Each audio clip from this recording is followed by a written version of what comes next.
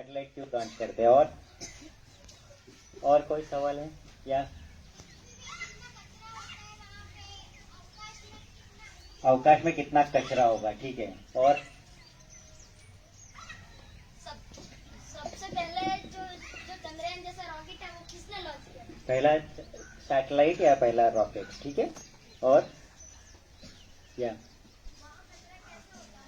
Satellite, अगर हम अवकाश में बात करें तो ना, अंतरिक्ष में कचरा कर सकते हैं। या हम यहाँ पे रॉकेट छोड़ते हैं तो उड़ जाता है, पर वहाँ पे क्यों उड़ता क्यों नहीं? वहाँ पे चलता क्यों रहता है?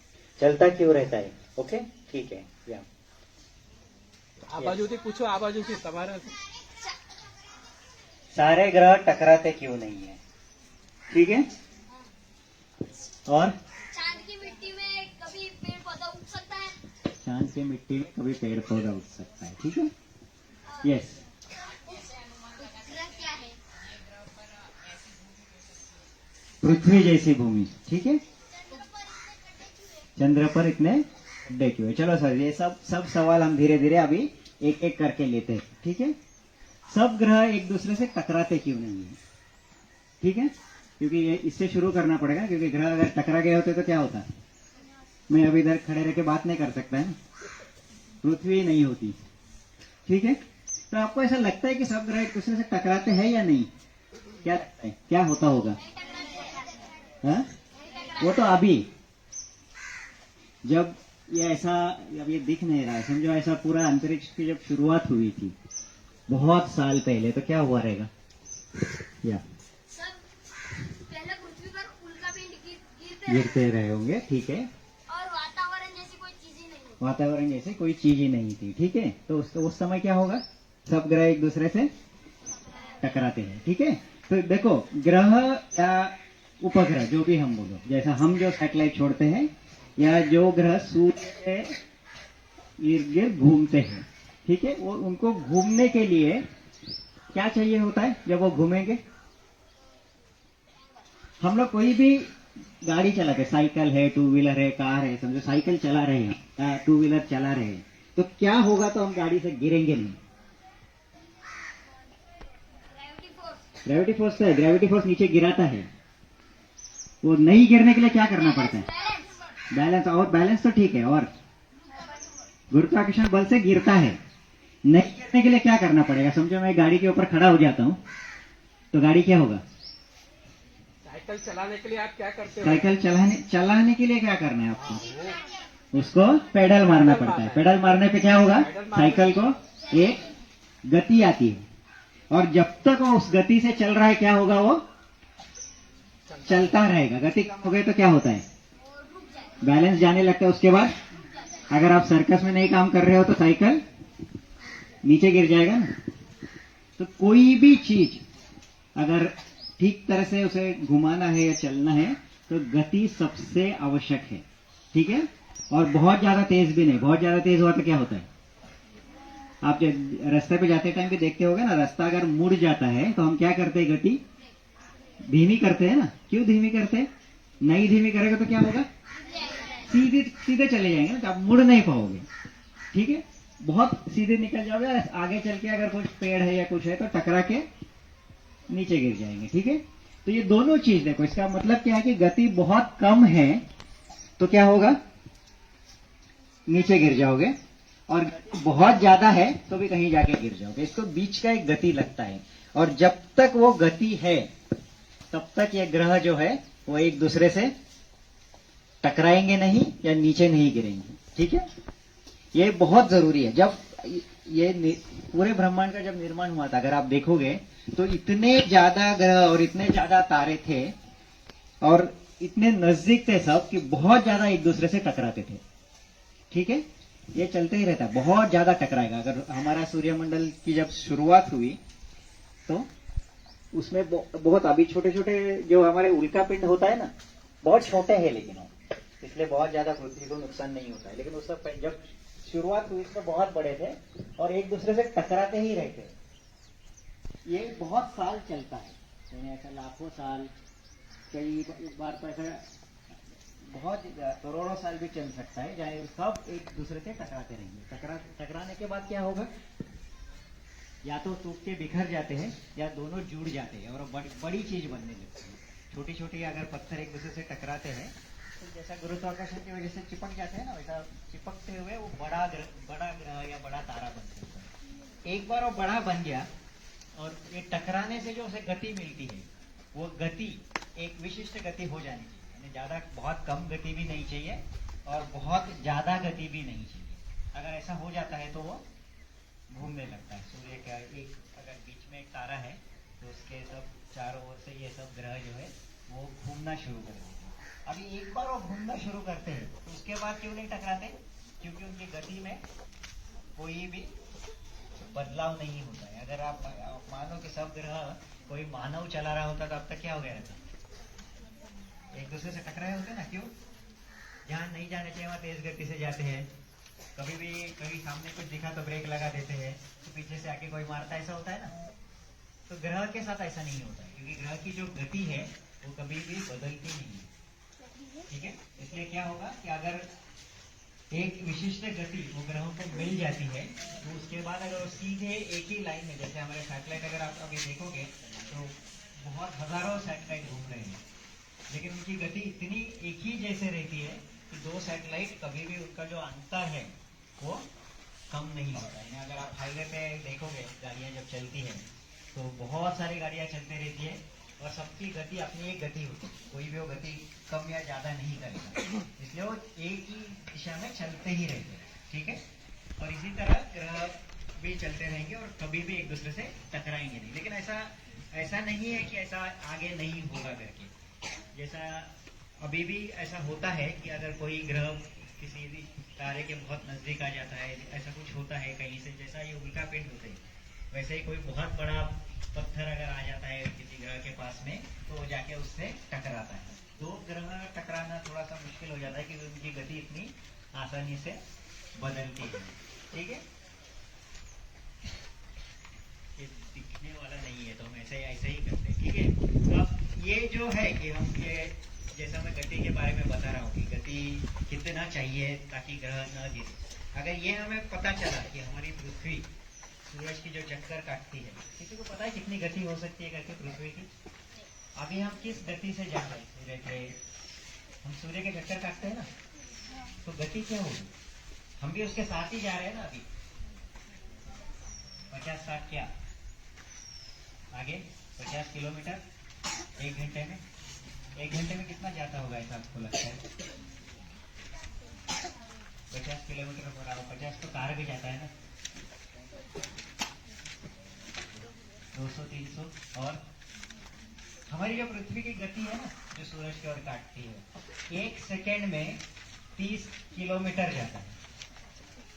सोचो, आज हम अहमदाबाद से यहाँ तक आए तो हमें लगभग 3.5-4 ऐसे घंटे लगे। अगर हम पृथ्वी की गति से आते तो हमें केवल 3 सेकेंड लगता है। आप सोचो कितनी ज्यादा गति है। 100 किलोमीटर जाने में आप 1, 2, 3 बोलोगे तो 100 किलोमीटर चलेगा। इतनी ज्यादा गति है और इस गति के वजह से ही वो सूरज के चक्कर काट रही है। अगर ये गति कम हो जाएगी तो क्या होगा? टकरा जाएगा, सूरज के अंदर चला जाएगा। गति बहुत ज्यादा हो जाएगी तो क्या होगा? आगे निकल जाएगा कहीं और, सूरज के चक्कर नहीं काटेगा। ठीक है, तो आगे निकल जाता है। तो ये जो गति है 30 किलोमीटर एक सेकेंड में, लेकिन ये हमें महसूस क्यों नहीं होता है? हमें पता क्यों नहीं चलता है पृथ्वी चल रही है वगैरह? अभी जैसे हम खड़े हैं, हम उसके ऊपर है और बहुत साल, लगभग 1500-2000 साल तक लोगों को ऐसा लगता था कि पृथ्वी हिलती नहीं है, पृथ्वी अपने जगह पे स्थिर है और पूरा जो ब्रह्मांड है पृथ्वी के चक्कर लगा रहा है, ऐसा ही लगता है। ठीक है, तो ऐसा क्यों होता होगा?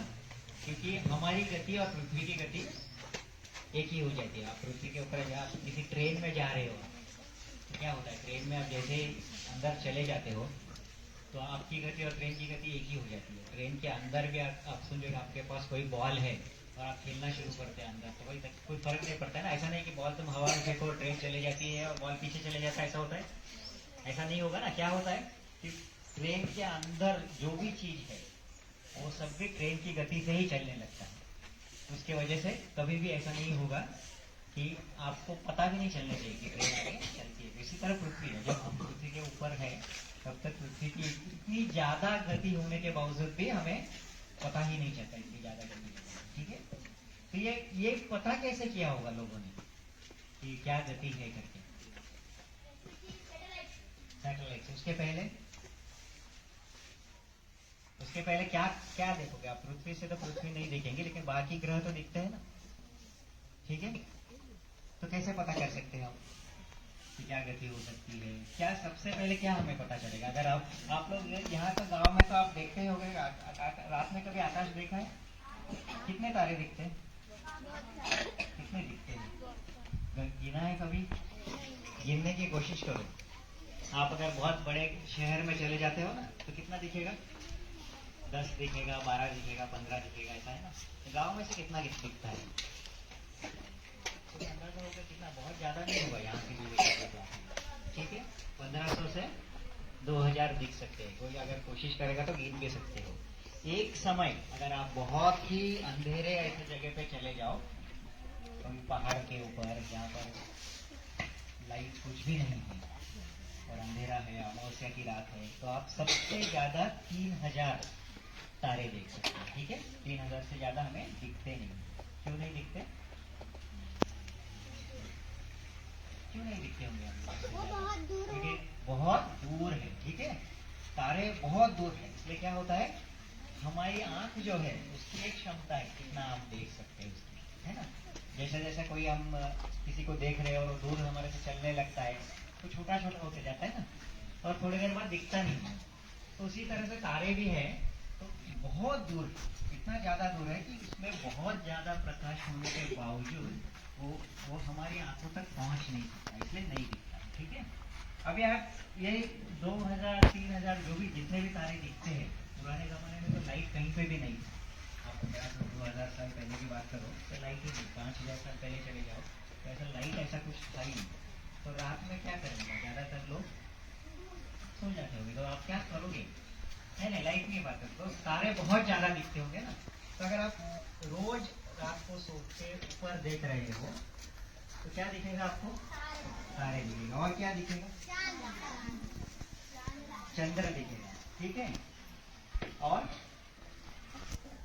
ठीक है, ये दिखता है। अभी चंद्र दिखता है और तारे दिखते हैं, दोनों में क्या फर्क होता है? अगर आप आज देख रहे हो, कल रात को देखते हो, परसों रात को देखते हो, तो क्या फर्क दिखेगा? या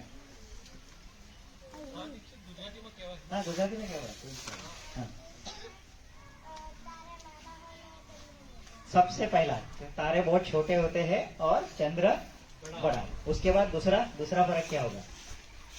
चांद थोड़ा थोड़ा बड़ा होता जाएगा। चांद थोड़ा थोड़ा बड़ा होता है। और तीसरा क्या होगा? तारे बहुत चमकते हैं। वो है तारे और चांद हो गया। ठीक है, तारे चमकते हैं। ठीक है, और नहीं चमकने वाले कितने चीज होंगे अगर हम आंख से देख रहे हैं तो? कौन नहीं चमकता है? तारे चमकते हैं और ग्रह नहीं चमकते हैं। ठीक है, तो अगर आप अंधेरा में देखना शुरू करो तो चमकने वाले तो सब दिखेंगे, नहीं चमकने वाले कितने दिखेंगे? थोड़े से दिखेंगे। ठीक है, तो जब दिखते थे वो 5 दिखते थे। और एक फर्क है चांद और बाकी तारों में, बोलो। अगर आप रोज एक ही समय, समझो 10 बजे रात को आप देखते हो आकाश को, तो चांद और तारों में क्या फर्क नजर आएगा?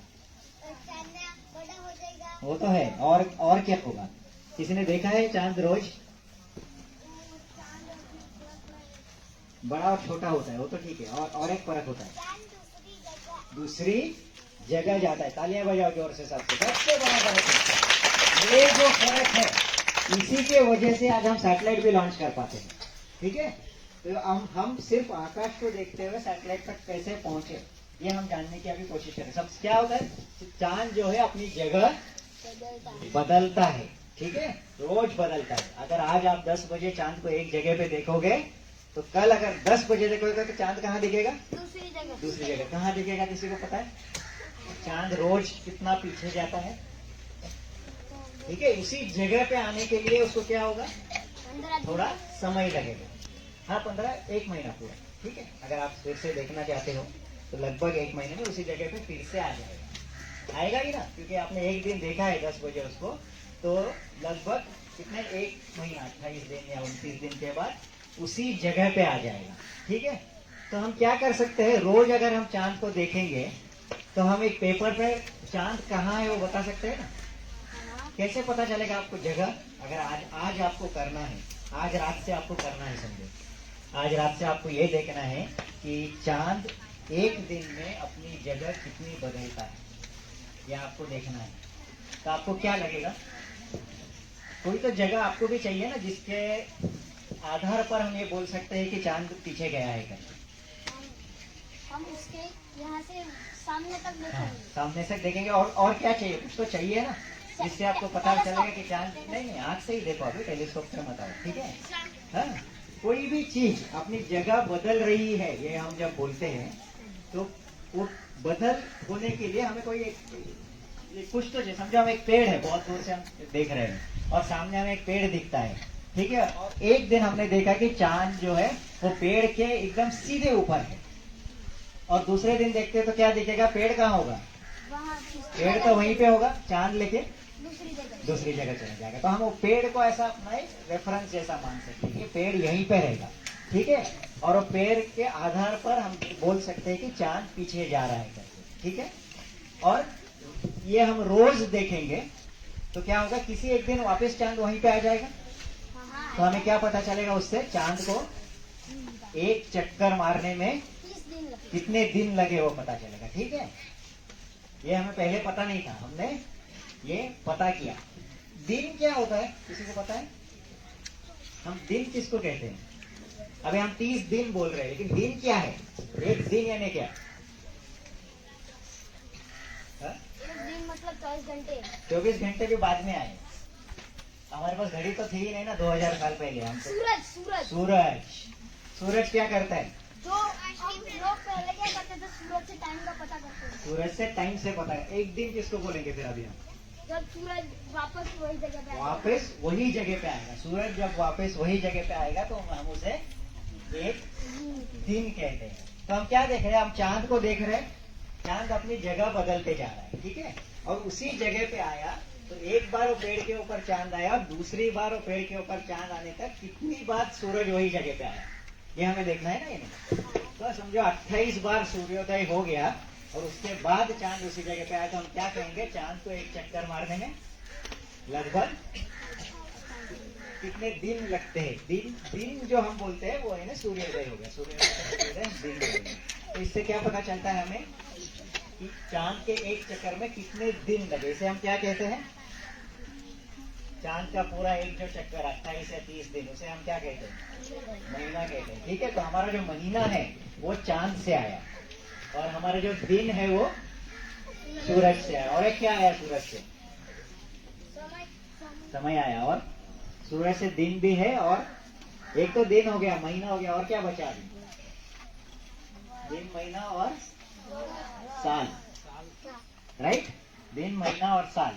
तो अभी जैसे चांद का एक महीना, चांद उसी जगह पे आ गया तो एक महीना बोलते हैं, वैसा जो साल कैसे बनेगा फिर बोलो, कोई बता सकता है, एक साल यानी क्या, जब हम नॉट करके रखेंगे कि कब कितने दिन तक चांद वही जगह पे आया। कितनी बार चांद वही जगह पे आया तो पता नहीं चलेगा, लेकिन और कुछ चाहिए ना हमें, चांद तो हर महीने उसी जगह पे आ जाएगा। 365 दिन में क्या होता है जिससे हम बोलेंगे कि एक साल है, नहीं, वो क्यों ये होता है? क्यों होता है, वो 365 दिन में क्या होता है कि उसे हम एक साल बोलते हैं। जैसा हमने अभी महीना बोला, महीने में क्या हुआ, चांद पूरी तरह घूम के उसी जगह पे आ गया, उसे हमने एक महीना बोल दिया। ठीक है, जो सूर्य है वो 365 दिन में वही जगह पे आएगा। वही जगह पे आता है, सूरज वही जगह पे आता है। ठीक है, अभी देखो हमने दो चीज बोल दिया, दिन को भी हमने बोला कि सूर्योदय होता है करके, अभी सूरज वही जगह पे आया, ये हमें कैसे पता चलेगा। कितने लोगों ने सूर्योदय रोज देखा है, क्या होता है रोज सूर्योदय में, आज का सूर्योदय और कल के सूर्योदय में फर्क क्या होता है, जैसा हमने चांद का फर्क बोला वैसा सूरज में क्या होता है। आज सूर्योदय एक जगह पे हुआ, समझो फिर से वही पेड़ पे जाते हैं हम, जिस पेड़ के ऊपर से हमने चांद देखा है। आज का सूर्योदय देखते टाइम समझो हम वहां मानते हैं कि सूर्यास्त मानो उस पेड़ पे हुआ है, तो अगले दिन क्या होगा? उसी जगह पे सूर्यास्त होगा। दिशा बदलता है, कितना बदलता है? आप सब तो गुजराती हो ना, गुजराती लोगों को तो पता ही चाहिए। हम एक बहुत बड़ा त्योहार मनाते हैं सूरज का। कौन सा? उत्तरायण। उत्तरायण का मतलब कोई बता सकता है मेरे को? उत्तर यानी जब सूरज उत्तर दिशा में जाता है। उत्तर यानी जाना और उत्तर यानी दिशा। उत्तरायण के दिन क्या होता है? सूरज उत्तर की दिशा में जाने की शुरुआत करता है। ठीक है, यानी आप देखो उत्तरायण आपको पता है, इसका क्या मतलब है? सूरज अपनी दिशा बदलता है रोज। तो एक साल में सूरज फिर से पेड़ के ऊपर आ जाएगा। ठीक है, हम एक ही पेड़ को ले रहे हैं और हमने चांद लिया है। चांद हम देख रहे हैं कि चांद हर महीने में एक बार, उसे ही हम महीना कहते हैं, तो लगभग 28-29 दिन में उसी जगह पे आ जाता है। और सूर्यास्त अगर हमने उसी पेड़ पे देखा है तो एक साल बाद सूर्यास्त क्या होगा? उसी पेड़ पे होगा, वापस हो जाएगा। उसे हम एक साल कहेंगे। और एक साल में 365 दिन हुए कैसे पता चलेगा? हम लोग क्या करेंगे? नोट करके रखो। नोट करेंगे। क्या नोट करेंगे? ये सूर्योदय नोट करेंगे। सिर्फ सूर्योदय, उसकी दिशा नहीं देखते। जहाँ से भी सूरज ऊपर आ गया वो हम देखना शुरू कर देते, तो हमें दिन पता चलता है। तो दिन का हम ऐसा नाप रखते जाएंगे और जैसे ही वो पेड़ के पास आ गया हमें पता चलेगा कि 365 बार सूर्योदय हो गया और सूर्य उसी जगह पे आ गया। तो क्या हुआ? एक साल हो गया। ठीक है, ये देखते टाइम अभी हम सिर्फ इतने ही ग्रहों इसको ही देख रहे हैं ऐसे नहीं है ना, हम तो पूरे तारे भी, सब इतने सारे तारे उनको देख रहे हैं। तो तारा और ग्रह इनमें क्या फर्क होता है? अगर आप रोज देखोगे तो क्या फर्क होता होगा? ग्रह दिशा बदलेंगे और ग्रह दिशा बदलेंगे दिशा बदलते हैं। ठीक है, और तारे तारे जगह तारे जगह कौन सा जगह है? बोलो, कोई तारा ऐसा है जो अपनी जगह कभी भी नहीं बदलता है? उत्तर ध्रुव तारा। ध्रुव तारा। ध्रुव तारा अपनी बिल्कुल ही दिशा नहीं बदलता है, वहीं के वहीं रहता है। क्यों? वो हमारे सिर के सीधा ऊपर है पृथ्वी को, अगर आप देखोगे। ठीक है, इसलिए पृथ्वी जब घूमती है तो जो ऊपर होगा उसके वो बदलेगा ही नहीं ना।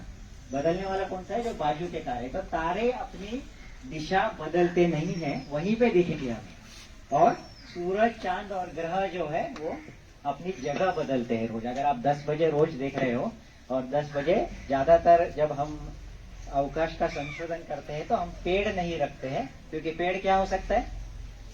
किसी दिन कट के गिर जाएगा ना, फिर हमारे पास होगा ही नहीं ना। हम उठ के पेड़ देखेंगे, अभी चांद कहाँ देखने का, किसी को पता ही नहीं चलेगा। तो क्या नहीं बदल रहा है? तारे अपनी जगह नहीं बदल रहे। इसलिए अगर आप 10 बजे रोज किसी एक तारे को देखोगे तो वो तारा उसी जगह पे रहेगा। ठीक है, तो हम लोग पेड़ नहीं लेते, हम वो तारे को ऐसा मानते हैं कि ये तारे के दिशा में हमें देखना है और हमें देखना है कि चांद कितना बदला है या सूरज कितना बदला है करके। ठीक है, तो उससे हम पता करेंगे, हमको पेड़ की जरूरत नहीं होती है। ठीक है, तो अभी ये तारा नहीं बदल रहा है लेकिन ग्रह बदल रहे हैं। ठीक है, हो गया। तो हम इसमें से कोई ग्रह जब हम देखते हैं, अपनी जीवन आंखों से देखते हैं, तो कुछ कुछ फर्क नजर आएगा। ठीक है, क्या फर्क नजर आता है? मंगल ग्रह के बारे में क्या जानते हो आप? क्या दिखता है? ब्राउन दिखता है, लाल दिखता है, लाल ग्रह कहा जाता है। तो हम मंगल ग्रह को हम पता कर सकते हैं कि ये मंगल है करके, क्योंकि वो हमें लाल दिखेगा। अभी हम चांद और सूरज को छोड़ देते हैं और मंगल की तरफ आते हैं, तो क्या होगा?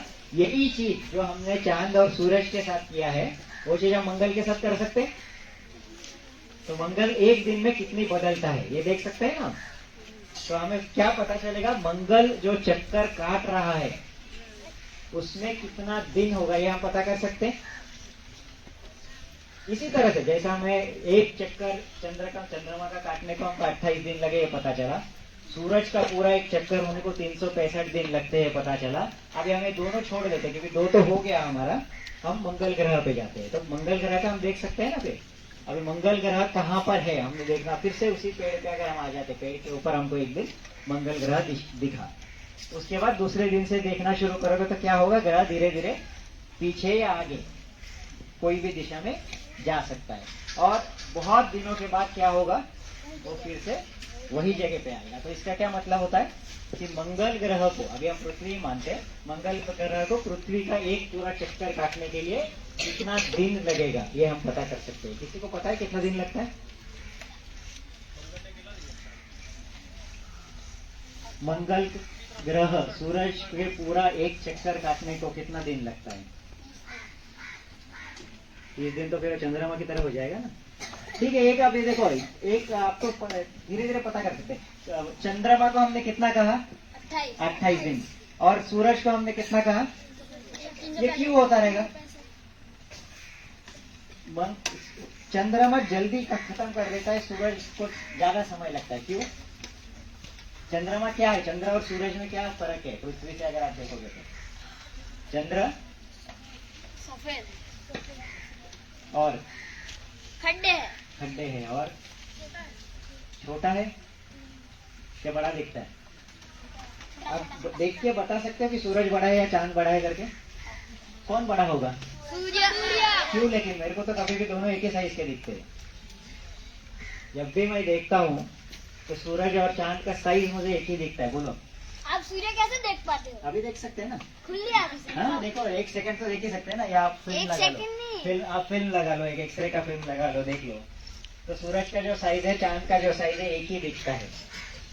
नहीं, सूर्य एक तारा है इसलिए। तारा ही ठीक है, लेकिन साइज में फर्क नहीं है। इनफैक्ट फर्क है भी नहीं है। अगर आपको कोई पूछेगा तो ये हम जब देखते हैं तो चांद और सूरज का जो उनका जो व्यास बोलते हैं, यहाँ से एक ही दिखेगा। ठीक है, हम सूरज बड़ा है करके क्यों बोलते हैं फिर? क्योंकि सूरज बड़ा है, लेकिन हम कैसे बोलते हैं? सूरज क्यों बड़ा है? एक ही साइज से दिखते हुए भी क्यों बड़ा है? क्योंकि वो तारा है और बोलो। और उसकी हम परिक्रमा करते हैं इसलिए। और आगे बोलो। हाँ आदित्य, कोई भी चीज छोटी कब दिखती है? जब हमसे दूर हो इसलिए। हमसे दूर है। तो नजदीक कौन है? चांद। चांद। और सूरज दूर। किसको कम समय लगता है चक्कर काटने में? सूर्य को। किसको कम समय किसको लगता है एक चक्कर काटने को? चांद को। चांद को। कितना लगता है चांद को? 30। और 28। सूरज को 28 और 365। ठीक है, तो इसका क्या मतलब हुआ? जो चीज नजदीक है उसे एक चक्कर पूरा करने में कम समय लगता है। ठीक है, और जो चीज दूर है उसे काटने में ज्यादा समय लगा। तो मंगल दूर है या सूर्य दूर है पृथ्वी से? तो मंगल को समय कम लगेगा या ज्यादा? ज्यादा। किससे ज्यादा लगेगा? सूर्य से। सूर्य से। तो इतना तो पता चल जाएगा ना। तो हम देखना शुरू करेंगे तो हमें धीरे धीरे पता चल सकता है कि मंगल को कितना समय लगता है। अब एक ये हम देखते जाएंगे तो हमें इसका गति का अंदाजा आएगा, कितनी तेज वो जाता रहेगा करके। कुछ और चीज चाहिए हमको जिसकी वजह से हमको सीधी तरह से गति का अंदाजा नहीं आता है। हमें दूर कितना दूर है वो भी पता करना है। ठीक है, उसके बाद हमें गति का अंदाज आ जाता है।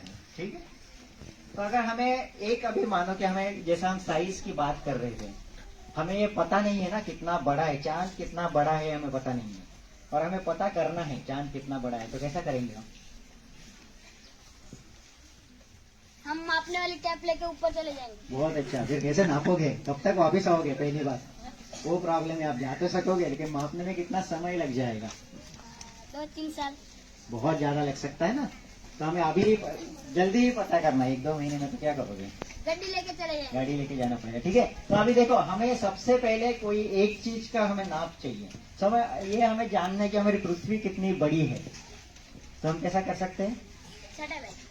सैटेलाइट तो बाद में आएंगे। ठीक है, तो वैसे चल के भी आ सकते हैं ना। पृथ्वी का एक पूरा चक्कर हमने एक जगह से चलना निकलते हैं और चलते रहेंगे तो उसी जगह पे वापस आ जाएंगे। क्यों आएंगे? क्योंकि पृथ्वी गोल है। लेकिन ऐसा नहीं किया था। पृथ्वी का जो कितनी बड़ी है ये जानने के लिए केवल एक लकड़ी से कर सकते हो। पता है? एक लकड़ी को लेके आप सूरज, चांद, पृथ्वी सबको नाप सकते हो। ठीक है, इसके लिए कोई ऐसा स्कूल में भी जाने की जरूरत नहीं। मेरे को बहुत बार सवाल आता है, पूछा जाता है कि वैज्ञानिक बनने के लिए क्या पढ़ाई करनी चाहिए करके। तो मेरा ये प्रॉब्लम है कि मैंने न्यूटन कौन से कॉलेज में गया किसी को पता ही नहीं है ना। हम कभी पूछते नहीं है ना कि कौन सा कॉलेज में क्या पढ़ाई किया था करके। तो विज्ञान करने के लिए पढ़ाई की जरूरत नहीं है। ठीक है, अभी हमने पूरा देखो दिन, साल, महीना सब कर लिया। ये करने के लिए हमें स्कूल की जरूरत थी? कोई भी चीज की जरूरत नहीं थी ना। घर में बैठे ही विज्ञान बहुत आसान होता है। बाद में जाके थोड़ा मुश्किल हो सकता है, लेकिन शुरुआती विज्ञान जो है, जो अभी हमने किया, इसी को विज्ञान कहा जाता है। ठीक है, हमने क्या क्या किया अभी, एक दिन इन्हें क्या है करके हमने जान लिया, एक महीना क्या है जान लिया, एक साल जान लिया, और आगे बढ़ेंगे तो हम हर ग्रह का एक साल क्या है करके जान सकते हैं कि मंगल को पृथ्वी का चक्कर काटने में कितना समय लगता है, शुक्र को कितना समय लगता है, ये सब हम जान सकते हैं। यही जानना जो हमारे निसर्ग में होते रहता है, उसी को जानने की जो क्रिया है, इसे ही हम विज्ञान कहते हैं। ठीक है, तो हमने अभी तक जो किया उसमें से मेरे को बता सकता है कोई विज्ञान क्या है करके? अभी जो हमने 10 मिनट, आपको किताब में से नहीं चाहिए मेरे को, या कहीं से पढ़ा हुआ सुना नहीं चाहिए। अब हम पिछले 10 मिनट से जो बात कर रहे हैं, इसी के आधार पर कोई मुझे बताएगा विज्ञान क्या है? सबसे पहले हमने क्या किया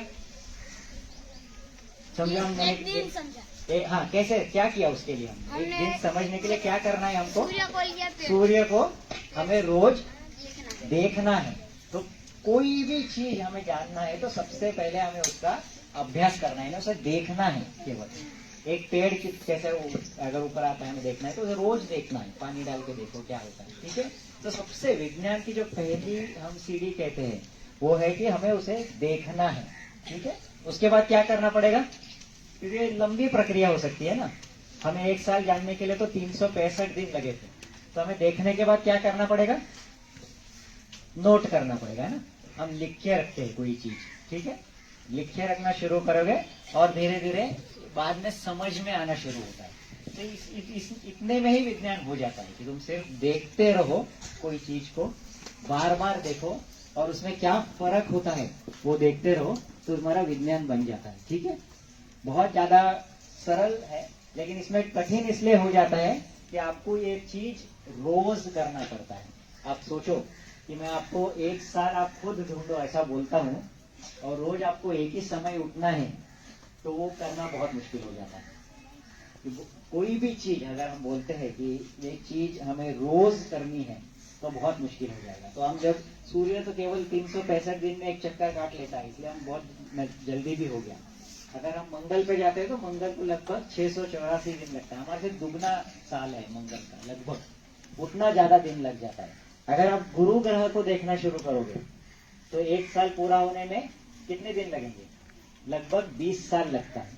ठीक है, अगर आप 20 साल आप रोज आकाश को देख रहे हो, तो आपके पहले जो 5 ग्रह हैं इनकी क्या गति है इसका आप अंदाजा लगा सकते हैं। और ये काम एक आदमी ने किया था।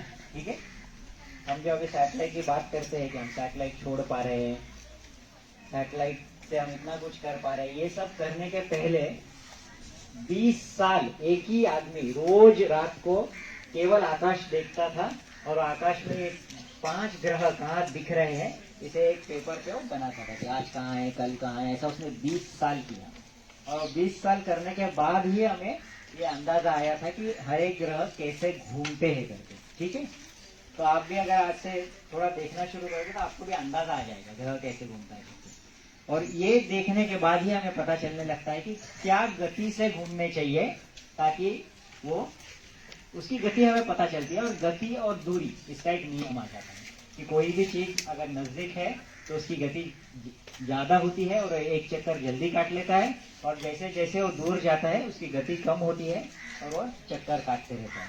और इससे हमें अंदाजा आ जाता है कि अगर हमें सैटेलाइट छोड़ना है तो हम सैटेलाइट कहाँ पे छोड़ते हैं, पृथ्वी से कितना दूर जाता होगा। हमारा एक ही यान चंद्रयान गया ना, तो बाकी के क्या करते हैं, पृथ्वी के चक्कर परिक्रमा करते रहते हैं। कितना दूर से करेंगे, बहुत ज्यादा दूर नहीं जाते, 400 किलोमीटर 500 किलोमीटर इतना ही ऊपर जाएंगे, तो उसकी गति क्या रहेगी, बहुत ज्यादा हो जाएगा ना गति, क्योंकि चंद्रमा इतना दूर है तो 1 महीना लगता है। हम ग्रह ये हमारे जो उपग्रह है उसे बहुत नजदीक रखते हैं, तो उसे केवल 1.5 घंटा लगता है पृथ्वी का एक चक्कर काटने में। ठीक है, तो ये जो गति है वो लगभग, जैसा हमने सूर्य का गति का, हमारे पृथ्वी की हमने गति कहा था 30 किलोमीटर 1 सेकंड में। तो हमारा सैटेलाइट का अगर आप देखोगे तो सैटेलाइट को एक चक्कर काटने में लगभग 1 किलोमीटर 8 किलोमीटर 1 सेकंड में जाता है। इतना तेज गति से घूमते रहता है। और ये गति कौन देता है सैटेलाइट को, हम कैसे देते हैं, रेडियो कंट्रोल से। Radio control. रेडियो कंट्रोल से उसका सैटेलाइट को ऊपर कैसे भेजा जाता है? रेडियो कंट्रोल से। किस में रखते हैं?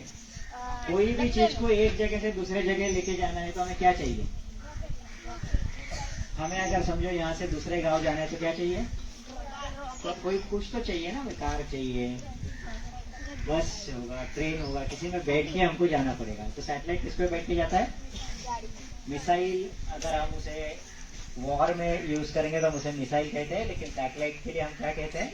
रॉकेट कहते हैं। ठीक है। जिस पीएसएलवी किसने कहा था? विक्रम साराभाई। पीएसएलवी जो है वो क्या है? वो सैटेलाइट को लेके जाने वाला है यान है। ठीक है। तो सैटेलाइट को हम पीएसएलवी में रख देंगे और बाद में क्या होगा? धीरे धीरे वो ऊपर जाने लगता है और ऊपर जाते जाते उसकी गति बढ़ते ही जाती है।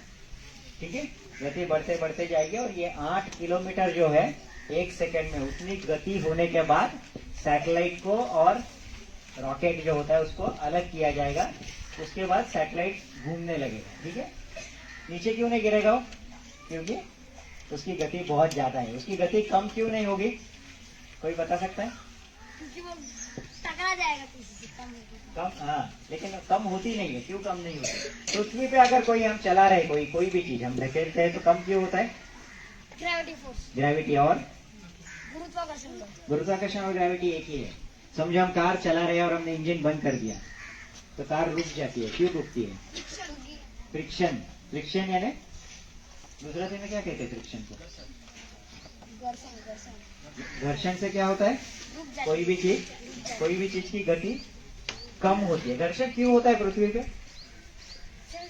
एक तो चीज है कि पृथ्वी से ही वो घिसते रहता है। ठीक है। गुरुत्वाकर्षण बढ़ के है वजह और दूसरी चीज क्या होगा जो पृथ्वी पे रुकेगा? अगर हमने हवा में छोड़ा समझो तो भी गति कम हो जाती है। क्यों? से। गुरुत्वाकर्षण। क्योंकि हवा जो है, हवा भी घर्षण पैदा करती है तो गति कम हो जाएगी। और हम अवकाश में चले जाते हैं तो क्या नहीं है? हवा। हवा नहीं है और जमीन भी नहीं है, दोनों भी नहीं है ना। तो क्या होगा? किसी चीज को हमने एक विशिष्ट गति दे दिया तो उसके बाद क्या होने वाला है? वो गति कभी भी कम नहीं होगी। कम नहीं होता है। ठीक है। क्यों? क्योंकि गति को विरोध करने के लिए अवकाश में कुछ भी नहीं है, कुछ भी नहीं है। इसलिए क्या होगा? एक बार हमने आज गति दे दिया तो वो चलते ही रहेगा। और इसी तरह से हमारी पृथ्वी भी चलती है। ठीक है। पृथ्वी जिस गति से घूम रही है उसकी गति कभी भी कम नहीं हुई है, लगभग उतनी ही रहती है, 30 किलोमीटर 1 सेकंड में। और उसकी वजह से पृथ्वी के जो है वो सूरज के चक्कर काटते ही रहता है।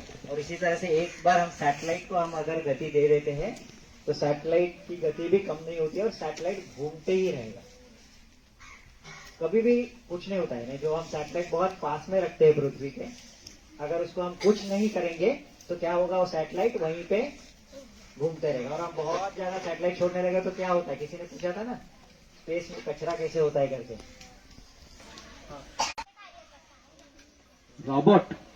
रोबोट एक कंप्यूटर होता है। कंप्यूटर में आप उसको जिस तरह प्रोग्राम करोगे उस तरह से वो कार्य करेगा।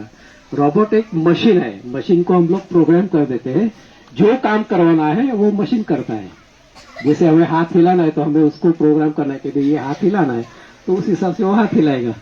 अगर कुछ पिकअप करना है तो उसको कमांड देंगे तो वो उठाएगा चीज को। रोबोट एक जात का मशीन ही है। जानकी તારો છે તારો અને ગ્રહ બંનેમાં ફરક શું હોય છે?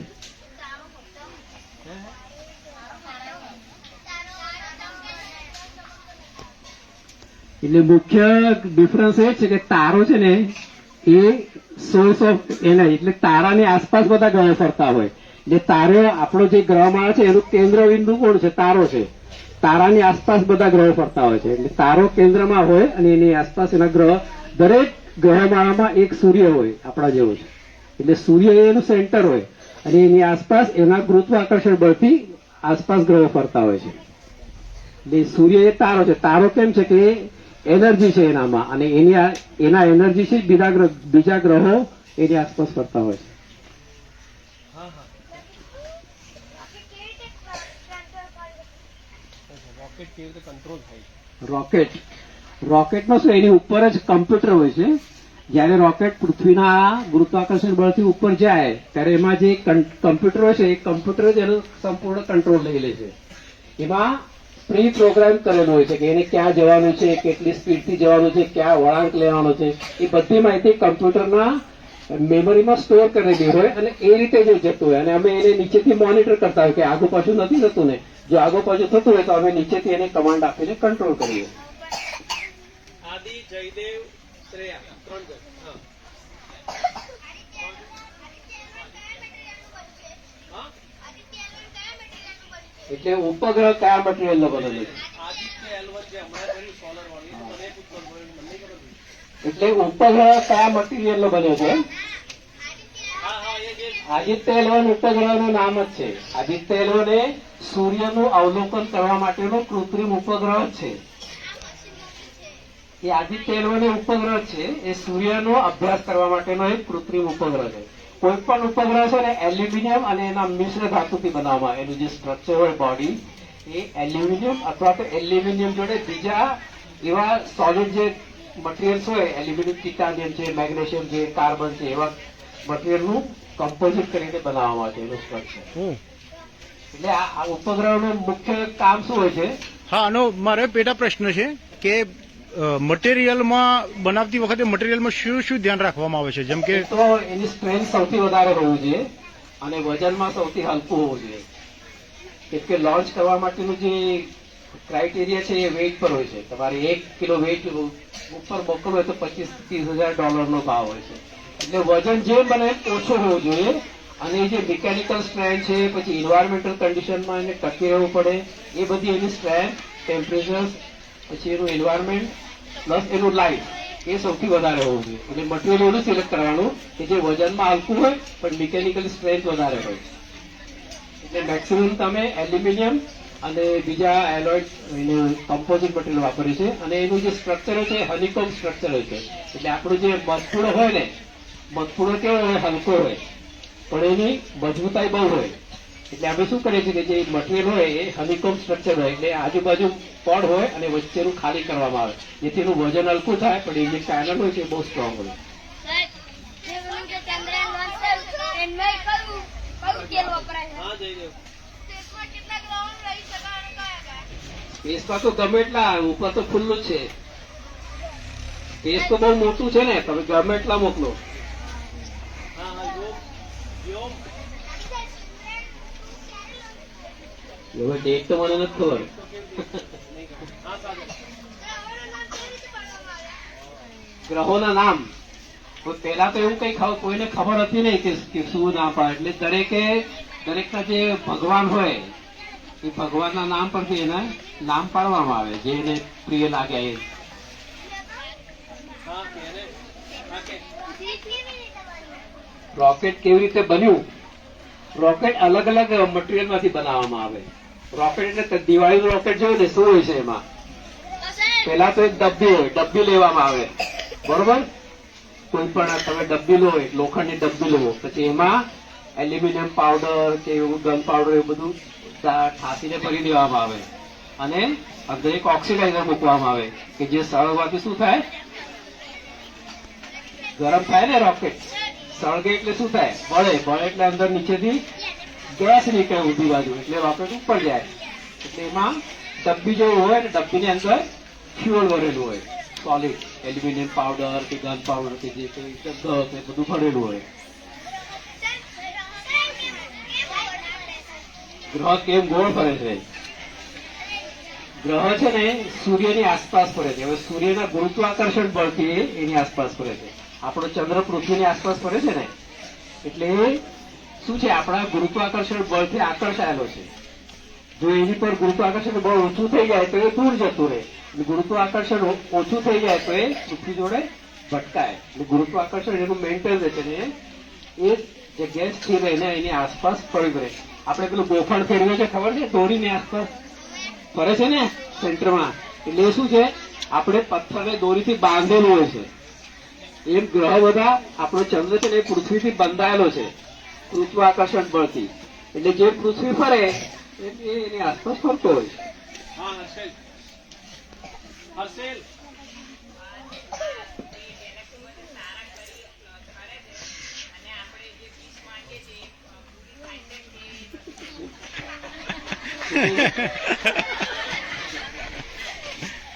તારે જો જીતશે लोग हम जो विश मांगते हैं तो वो पूरी होती है नहीं होती है એ તો તારો શ્રદ્ધાનો વિષય છે. બાકી તારા ખરતા નથી. એ શું છે? એસ્ટ્રોઇડ હોય છે. એટલે કોઈ પણ પદાર્થ પૃથ્વીના વાતાવરણમાં આવવાનો પ્રયત્ન કરે એ તારા હોવું જરૂરી નથી. કોઈ સેટેલાઇટ બી હોઈ શકે. કોઈ પણ વસ્તુ ગુરુત્વાકર્ષણના બળથી ઘર્ષણ થાય ને પૃથ્વીના વાતાવરણમાં આવતી વખતે ત્યારે ઘર્ષણને લીધે સળગી જાય છે. પછી એ ગમે તે વસ્તુ હોઈ શકે. કોઈ પણ આપણે બે હાથ જોરથી ઘસીએ તો ગરમ થાય છે ને. તો પૃથ્વીનું જે વાતાવરણ છે એ કોઈ પણ બહારના પદાર્થોને અંદર આવવા દેતી નથી. અને કોઈ ફોર્સફુલી ઘૂસવાનો પ્રયત્ન કરે તો શું થાય? ખૂબ જ મોટા પ્રમાણે ઘર્ષણ ઉત્પન્ન થાય એટલે શું થાય? ગરમી પેદા થાય. ગરમી પેદા થાય એટલે ટેમ્પરેચર વધે અને વસ્તુ સળગી જાય. એ સળગતી વસ્તુ અંદર આવતી દેખાય એટલે આપણને દેખાય છે. એ જ ખરતા તારા હોય. તારા નથી હોતા. એ કોઈ પણ વસ્તુ હોઈ શકે છે. રિયા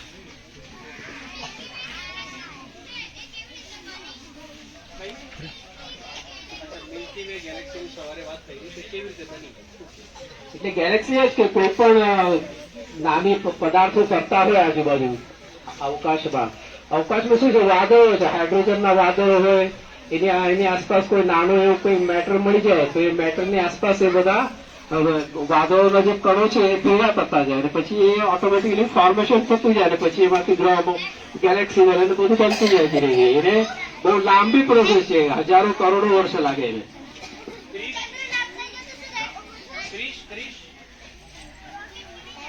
ये आने की जैसे ज्वालांशी ने કહ્યું હમણાં કે આપને રોકેટ એટલે એક ડબ્બી હોય. ડબ્બીની અંદર તમે એ મૂકો કોઈ પણ ફ્યુઅલ અને એને પેક કરી દો અને એમાં તમે એને બાળો એટલે સળગે એટલે નાળચામાંથી ધુમાડો બહાર નીકળે ને એની વિરુદ્ધ દિશામાં રોકેટ ઉપર જાય. દિવાળીનું રોકેટ હોય છે ને સેમ. હા, લાલ કેમ થઈ? એટલે એનું જે વાતાવરણ છે ને એમાં ગંધકનું પ્રમાણ ને બીજા મેટલ્સનું પ્રમાણ વધારે છે. એટલે જે મટીરિયલ હોય એનો કલર આપણને દેખાય. એટલે લાલ પ્રકારનું મટીરિયલ એમાં વધારે છે એટલે લાલ કલર એ કરે છે, રેડિયેટ કરે છે એટલે આપણને લાલ દેખાય છે. 5 દિનનું બકર અમુક ગ્રહ વાદળી પણ દેખાતા હોય છે હે ને. એટલે એવું છે જે વાદળનું ફોર્મેશન ત્યાં થયું હોય એના વાતાવરણમાં જે પ્રકારના દ્રવ્યો હોય એ દ્રવ્ય પ્રમાણે એનો પ્રકાશ ઉત્સર્જિત થાય અને એ પ્રકાશ આપણને દેખાય એટલે એ કલર આપણે. આકાશ કેમ બ્લુ દેખાય છે? ચાલો તમારા માટેનો સવાલ આકાશ કેમ બ્લુ દેખાય? આકાશ કેમ બ્લુ દેખાય છે? એ જે જવાબ આપે ને એને પ્રશ્ન પૂછવાનું છું. આકાશનો રંગ ભૂરો કેમ છે? તેનું તાપમાન અલગ છે એટલે કઈ આકાશ હોતું હશે?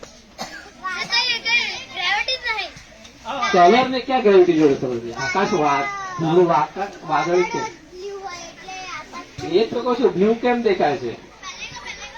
હે? આકાશનો કલર બ્લુ કેમ છે? અંધારું અંધારું હોય છે એટલે એટલે તો કાળું દેખાવું જોઈએ. અંધારું તો દેખાય જ નહીં ને. હા સૂર્યનો પ્રકાશ જે વસ્તુ પર પડે છે એ જે કલર રિફ્લેક્ટ કરે એ કલર આપણને દેખાય. જે વસ્તુ પર સૂર્યનો પ્રકાશ પડે અને જે રંગ ત્યાંથી ઉત્સર્જન થઈને આપણી આંખમાં આવે એ કલર આપણને દેખાય. એટલે જે આકાશ છે આમ તો ખાલી જ છે પણ એમાં અમુક અણુઓ સ્કેટર થયેલા છે. અણુ તો હોય બધે જ અણુ પરમાણુનું બનેલું હોય બરોબર. હવે જયારે પ્રકાશના કિરણો ત્યાં જાય એટલે જે અણુઓ છે ત્યાંના એ જે કલર રિફ્લેક્ટ કરે છે એ કલર આપણને દેખાય. એટલે આકાશ કોક વાર તમને ઓરેન્જ બી દેખાય. સાંજે કેવું દેખાય છે? સાંજે કેવું આકાશ દેખાય છે? 5 જણને ઉભા કરવામાં આવે તમને છે. કેવું આકાશ દેખાય છે? હવે કોઈ હાથ ઊંચો નહીં કરતા. હવે હાથ ઊંચો નહીં કરતા. મને એવું લાગ્યું છે કે પછી તમારા બધાનું મન તમારે પૂછવાના સવાલમાં રહી જાય તો એ જવાબ મળવા જેમાં ના રહેતું એવું બને ને. અત્યાર સુધીમાં ના સવાલ પૂછ્યો હોય એ વાત બોલો. હિતેશ ઉભો થઈ ગયો. જવાબ તારો આવી ગયો. અનિતા 2, કોનો નથી આ? રાજેશ્વરી 3, ખુશી 4. એને નથી પૂછ્યું એ જ. ચાલો આ 5 હમણાં પૂછી લે. આ 5 પછી બીજાના. હા હિતેશ પૂછ. બ્રહ્માંડ કેટલું મોટું છે? બ્રહ્માંડ એટલું વિશાળ છે કે આપણને ખબર જ નથી ક્યાં સુધી છે. એનું કોઈ એ નથી, એન્ડ નથી એનો. બહુ જ વિશાળ છે, ખૂબ વિશાળ છે. જો આપણા જેમ કે આપણા જે ચંદ્ર છે બરાબર, જો આપણા મિસાઇલ મોકલીએ બરાબર, જો મિસાઇલ મોકલીએ એટલે જો એ મિસાઇલ આપણા ચંદ્ર પર લેન્ડ થાય બરાબર, તો ડાયરેક્ટ કેમ લેન્ડ નહીં થતું? ગોળ ગોળ એને ચક્કર કેમ મારે? ગોળ ગોળ ચક્કર મારીને કેમ જાય છે? ધારો કે આપણે અહીંથી જવું હોય ક્યાંય તો આપણે વચ્ચે થોડું રોકાઈએ ખરા ને. હવે ધારો કે તમારે ડાયરેક્ટ કોઈ પણ જગ્યાએ જવું હોય ને તો તમારે મોટું રોકેટ कोई જોઈએ. यूपी से है तो यूपी जाती हो तो कहीं रुकती हो कि सीधी यूपी चली जाते हो? એટલે એમ કે ચક્કર જમવાની હા, ચક્કર મારવાનો ફાયદો એ થાય છે કે આપણે ઓછા ફ્યુએલે ત્યાં સુધી પહોંચીએ છીએ. કારણ કે આપણે ડાયરેક્ટ જવું હોય તો બહુ જ મોટું રોકેટ બનાવવું પડે. એટલે આપણા રોકેટ શું નાના હોય છે. રોકેટ નાનું હોય છે એટલે આપણે શું કરીએ કે જે ગ્રહોની જે ફરવાની ગતિ છે એનો લાભ લઈને આપણે પેલા નજીક મૂકીએ, પછી એની કક્ષા છે એ કક્ષાને નાના રોકેટ ફાયર કરીને એની કક્ષા વધારતા જઈએ. કક્ષા વધારતા પછી એને બીજા ગ્રહની આપણે ઓર્બિટ કક્ષામાં મોકલીએ છીએ. એનો લાભ એ થાય કે આપણે ટાઈમ વધારે જાય પણ ફ્યુઅલ ઓછામાં ઓછું વપરાય અને નાના રોકેટથી આપણે આપણું જે કઈ મિશન છે એ પૂરું કરી શકીએ. નહીં તો પછી તમારે બહુ મોટું જાયન્ટિક રોકેટ બનાવવું પડે. એટલે આપણે નાના રોકેટથી ઓછા ફ્યુએલથી જવા માટે આ એક ટેકનિકનો ઉપયોગ કરીએ છીએ. એની ઓર્બિટ કક્ષા વધારતા જઈએ ધીરે ધીરે અને પછી એને એના સ્થાન પર મૂકીએ. એટલે આ ઇઝી મેથડ છે અને સસ્તી મેથડ છે. એટલે પ્લુટો ગ્રહ હવે ગણવામાં નથી આવતો કેમ કે જે ગ્રહના સ્પેસિફિકેશન હોય ને, ગ્રહના એક સ્પેસિફિકેશન બનાવેલા છે.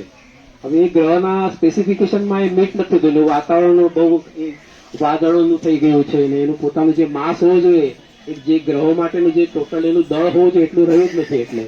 એટલે એને હવે ગણતા નથી. એટલે 9 ગ્રહ નહીં રહ્યા, હા. 8 કરવાના. એટલે ગ્રહની વ્યાખ્યામાં નથી આવતો હવે. હા તારાઓ એ તે હાઇડ્રોજન વાયુના વાદળો હોય છે. એનું એક બહુ મોટા વાદળો જયારે એક જગ્યાએ ભેગા થાય અને કોઈક એવું એને મળી જાય મેટર, એની આજુબાજુ એ વાદળો ભેગા થતા જાય એટલે એ વાદળો કોન્સન્ટ્રેટ થાય. કોન્સન્ટ્રેટ એટલે એની પોતાની જે એનર્જી છે એનર્જી એક જગ્યાએ કેન્દ્રિત થતી જાય અને પછી એમાં એક પ્રકારનું ફ્યુઝન થાય. ફ્યુઝન થઈને ન્યુક્લિયર ફ્યુઝન થી પછી એ તારો ચમકવા લાગે અને પછી એ તારો બને અને પછી તારો બનતો જાય અને પછી ધીરે ધીરે એના અલગ અલગ પીરિયડ્સ આવે. નાનો હોય પછી બાળ તારો હોય, પછી થોડો વયસ્ક તારો થાય, પછી મોટો તારો થાય, પછી પ્રૌઢ તારો થાય અને પછી એ ઓલ્ડ સ્ટાર થાય. એ રીતે એની જીવન આખી એ હોય છે. સૂર્ય તારો જ છે. તારો જ છે. તારો આજે કહ્યું એ જ. હા, તારો એ રીતે જ બને. એના છે ને વાદળો હોય, હાઇડ્રોજનના વાદળો એક જગ્યાએ કોન્સન્ટ્રેટ એટલે ભેગા થાય અને પછી એ એક જગ્યાએ કોઈ કેન્દ્ર બને. એનું પોતાનું એક કેન્દ્ર બને અને કેન્દ્રમાંથી એ પછી તારો બને.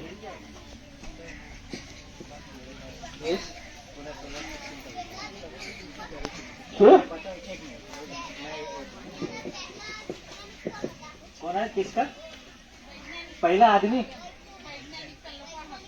दुनिया का पहला जो पहला आदमी पैदा हुआ ना वही पहला वैज्ञानिक था. ऐसा है क्योंकि इसमें क्या है, बच्चे जो होते हैं ना वो जन्म से वैज्ञानिक ही होते हैं, लेकिन क्या होता है धीरे धीरे उनके मम्मी डैडी फिर टीचर्स फिर हमारा सिलेबस उनको वैज्ञानिक नहीं है ऐसा बना देता है. कि वैज्ञानिक नहीं बनना ज्यादा मुश्किल है, लेकिन हमारा क्या होता है, क्या कहते हैं मम्मी डैडी जैसे हमें क्या कहते हैं, ये मत करो, उधर मत जाओ, गिर जाओगे, ये खेलो मत, ये पूछो मत. अरे नहीं नहीं नहीं नहीं बोलने से क्या होगा, वैज्ञानिक नहीं बनेगा. મમ્મી પપ્પા એવું કહે છે કે જપના આપણો પછી કહે છે એવું કેટલાના મમ્મી પપ્પા કહે છે. હા. કેટલાના મમ્મી પપ્પા એવું કહે છે કે એ ના કરે વાગશે. કેટલાના મમ્મી પપ્પા એવું કહે છે કે એ બધું વાતો કર્યા વગર લખવા બેસ ને. કેટલાના મમ્મી પપ્પા એવું કહે છે કે અમારી જોડે પંચાયત કરાવ્યા વગર તારું કામ કરતી હોય તો બરાબર. એટલે આટલાના મમ્મી પપ્પા વિરુદ્ધમાં છે. और बचा हुआ सिलेबस हमारा. આપણું સેશન છે એમાં આપણી પાસે સરે વાત કરી કે અવકાશનું જે આ અઠવાડિયું છે આપણે શું કામ ઉજવીએ છીએ, કેવી રીતે ઉજવાય છે, એમાં આજે આપણે શા માટે મળ્યા છીએ એની વાત કરી. એના પછી આપણે એવું જાણ્યું કે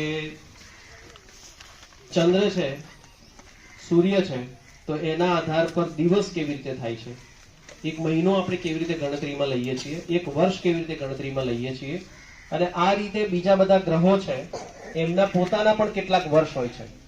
જેમ સૂર્યને એની જ જગ્યા પર પાછો આપણને જોઈ શકે એવી જગ્યા આવવામાં 365 દિવસ થાય છે, તો એવી રીતે બીજા ગ્રહોના કેટલા દિવસ થાય છે. એ સિવાય સરે આપણને જે વાત સમજાવી એમાંથી આપણને એવી ખબર પડી કે આપણે તો અહીંયા પૃથ્વી પરથી આવી બધી વસ્તુઓને જોવા માટે કોઈક ઝાડનો કે કોઈક પથ્થર કે આપણી સામે કોઈકનું ઘર કે વોટેવર એવાની નિશાની રાખીએ છીએ, સંદર્ભ રાખીએ છીએ. એમણે કહ્યું કે એવા સંદર્ભ બનાવવા માટે સ્પેસ સાયન્સમાં કોઈ ગ્રહને કોઈ સ્ટારને એવી રીતે નક્કી કરવામાં આવે છે કે આ તારાના સંદર્ભમાં આપણે જોઈશું. એની વાત થઈ. તમારા કેટલા બધા એટલે કેટલા બધા કેટલા બધા પ્રશ્નો આવ્યા એની પણ ચર્ચા થઈ. આપણે બધા જમવાનું છે અને જમતા જમતા હજુ બીજા જેટલા પણ સવાલ થાય તમને એવું લાગે તો તમે લખવા પણ માંડજો. તો એવું પણ કરી શકીએ આપણે કે ચીટ્સ લેવા માંડીએ. જેટલા પૂછવા હોય પૂછવાની પણ છૂટ છે, પણ જો લખેલા હોય ચીટ્સ ભેગી હોય તો ફાયદો એ પણ થાય કે એ બધી ચીટ્સ એકવાર જોઈ લે અને એમાંથી કેટલાક સવાલોના એક સાથે ભેગા થઈ જાય. એટલે આપણે એવું કરીએ કે દરેક જણ પોતાનો જે સવાલ છે, એક સવાલ, બે સવાલ, ત્રણ સવાલ, એ લખી અને પોતાના ગ્રુપ લીડરને આપવા માટે, લીડર ઉપલીડરને, તો એ બધા સવાલ એક સાથે ભેગા થઈને આપણે એમને આપી દઈએ તો એ આના પછીનું જમ્યા પછીનું સેશન એવી રીતે પ્લાન કરી શકે કે મારે આટલી વાતો તો પહેલા કહી દેવાની છે, પછી પાછા આપણે સાંભળીશું, પાછા સવાલ થશે. પણ ખરા અર્થમાં આપણે બરાબર આજે વિજ્ઞાન ભણી રહ્યા છીએ, કારણ કે આપણે જેટલું જાણીએ છીએ એટલા જ ફરી પાછા આપણને સવાલ થાય છે. તો જમવા માટે જઈએ. कितना ज्यादा है उसके हिसाब से हम ये पता कर सकते हैं कि वो ग्रह के आसपास कौन सा गैस रह सकता है. अभी पृथ्वी का एक गुरुत्वाकर्षण है ना, कितना है, लगभग हम 9.10 मीटर पर ऐसा बोलते हैं. तो उसकी एक शक्ति होती है कि चीजों को अपनी ओर खींचता है. ठीक है. और गैस क्या कर रहा है, गैस ऊपर जा रहा है, तो गैस की ऊपर जाने की एक शक्ति होती है. तो ये दोनों में से जो ज्यादा ताकतवर है वो जीते. ठीक है. अगर गुरुत्वाकर्षण है ही नहीं तो क्या होगा, कोई भी गैस नहीं रहेगा. जैसे कि हमारा चंद्रमा पे देखो कुछ भी नहीं है. क्यों नहीं है, ऑक्सीजन नहीं है, कार्बन डाइऑक्साइड नहीं है, क्योंकि उसका जो गुरुत्वाकर्षण बहुत कम है, इसलिए सभी जो पदार्थ है ऊपर निकल गए. गुरु बहुत बड़ा है ना, गुरु है या शनि है, बहुत बड़ा है, इसलिए उसका गुरुत्वाकर्षण शक्ति जो है बहुत बड़ा होता है.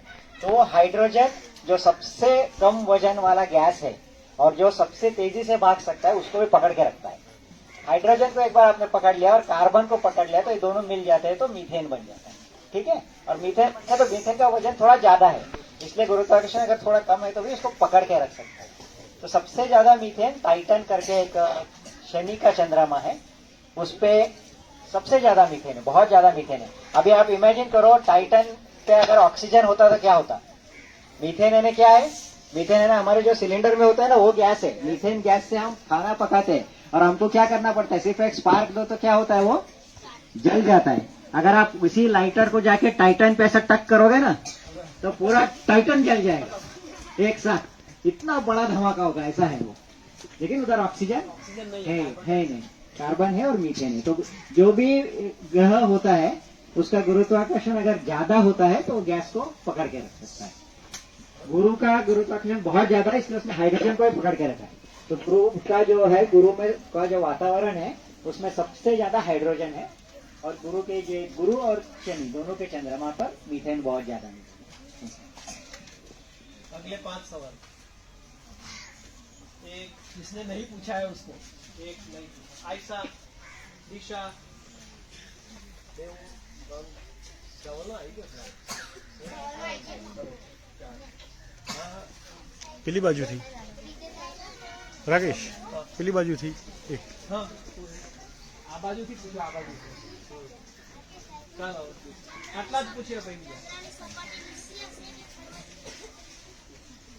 चंद्र की सपाटी लिसी और સરફેસ कैसी हो, हाँ, या अनपॉलिश. पॉलिश नहीं, चंद्रमा की धरती अगर देखोगे ना मिट्टी है बहुत सारी. ठीक है. धूल है और बहुत बारीक धूल है. हमारे यहाँ भी धूल के थोड़ा बड़े होते हैं ना, धूल के कण जो होते हैं बड़े होते हैं. चंद्रमा की धरती पर मिट्टी बहुत ही आसानी से उड़ती है और बहुत ज्यादा चिपकती भी है. इसलिए क्या होता है कि जो एस्ट्रोनॉट नील आर्मस्ट्रॉन्ग वो सब गए थे ना, बज़ एल्ड्रिन, उनको वाइपर जैसा दिया था कि मिट्टी उड़ के आई तो गई. जैसा हमारे यहाँ बारिश होने पे वाइपर लगाते हैं ना कार में, ऐसा तो ऐसा देना पड़ता है. कुछ जगह है चंद्रमा के सपाटी पर भी अगर आप ऊपर की तरफ जाने लग जाते हैं, जहाँ बहुत ही जैसा बर्फ जैसा है या पत्थर जैसा है, उधर ठीक हो जाता है, लेकिन ज्यादातर मिट्टी है। आपने अगर अभी चंद्रयान का जो लैंडिंग वाला वीडियो देखा होगा, तो जैसे ही वो नीचे उतरा, बहुत सारा मिट्टी ऊपर उड़ते हुए दिखा भी सकते।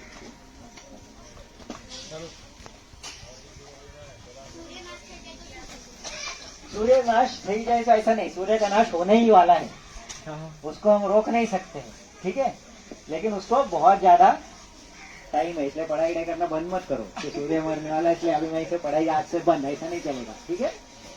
लगभग 5 अरब साल है। सूर्य का नाश कैसे होता है कि सूर्य भी जल रहा है, ठीक है, और जलने के लिए क्या चाहिए होता है, ईंधन चाहिए होता है ना कुछ, तो धीरे धीरे उसका ईंधन वो हर रोज इस्तेमाल करता है, थोड़ा थोड़ा थोड़ा, और खत्म होते जाता है, और एक दिन वो खत्म हो जाएगा। तो ईंधन खत्म हो गया तो गर्मी नहीं पैदा होगी, इसलिए वो ठंडा पड़ने लगेगा। तो सबसे पहले वो लाल हो जाता है, फिर धीरे धीरे और भी इतना कम ठंडा हो जाता है कि उनको दिखना भी बंद हो जाएगा, ऐसा हो जाएगा। तो हमारा जो सूरज है वो इतना बड़ा हो जाएगा कि पृथ्वी भी उसके अंदर ही समा जाएगी, इतना बड़ा हो जाएगा। तो पृथ्वी क्या होगा, सूर्य के पहले तो पृथ्वी पूरी तरह से जल जाएगी, ठीक है, उसके बाद सूर्य ठंडा पड़ता है, और एक बार सूरज ठंडा हो गया तो क्या होगा, कहीं पे भी गर्मी नहीं मिलेगी, इसलिए हमारा जो सूर्यमंडल है पूरी तरह से ठंडा पड़ जाएगा, पूरा ठंडा होके धीरे धीरे कुछ भी दिखेगा नहीं, ऐसा होना हो जाएगा, ठीक है। सूर्य ग्रहण कैसे होता है, अब उसमें क्या होता है समझो, मैं यहाँ कैमरा से आपका फोटो ले रहा हूँ और बीच में कोई आ गया तो क्या होगा, आपका फोटो मिलेगा मेरे को, किसका मिलेगा, जो बीच में आता है, ऐसा है ना। तो इसी तरह मैं समझो सूरज का फोटो लेने की कोशिश कर रहा हूँ, तो कौन बीच में आएगा, कौन आ सकता है बीच में, पहली बात चांद, ठीक है। तो चांद अगर बीच में आ गया तो सूर्य ग्रहण हो जाता है। सूर्य ग्रहण कब होता है कि पृथ्वी और सूर्य के बीच में चंद्रमा आ जाता है। चंद्रमा हमारे गोल गोल घूम रहा है और सूरज हमसे दूर है, तो चंद्रमा जब ऐसा घूम के सामने आ जाएगा पृथ्वी के, तो हमको क्या होगा, हमको चंद्रमा दिखेगा और पीछे का सूरज नहीं दिखेगा। तो हमको चंद्रमा रात में दिखने लगेगा, दिन में दिखने लगता है, और इसलिए कि वो हमारी तरफ जो देख रहा है उसकी दूसरी तरफ सूरज है, इसलिए चंद्रमा काला है ना, अमावस्या होता है उसमें। अमावस्या के दिन जब चंद्रमा बीच में आ जाएगा, सूरज और एक लाइन में आने चाहिए तीनों, ठीक है, एक लाइन में तीनों आ जाएंगे तो क्या होगा, चंद्र हमको दिखने लगेगा, लेकिन इसलिए कि वो अमावस्या है हमें दिखेगा नहीं, और पीछे का सूरज जो है वो ढक जाएगा, ठीक है, ऐसा। और उल्टे में क्या होगा, पृथ्वी जब बीच में आता है तब चंद्र और सूर्य के बीच में पृथ्वी आ जाता है, तो क्या होगा, चंद्र के ऊपर सूरज की रोशनी नहीं गिरती है, इसलिए चंद्र काला हो जाएगा। तो पूर्णिमा का दिन भी जब हमें पूरा चांद दिखने चाहिए, तो पृथ्वी की जो परछाइयां है वो चंद्रमा पे गिर जाती है और चंद्र ग्रहण हो जाता है, ठीक है।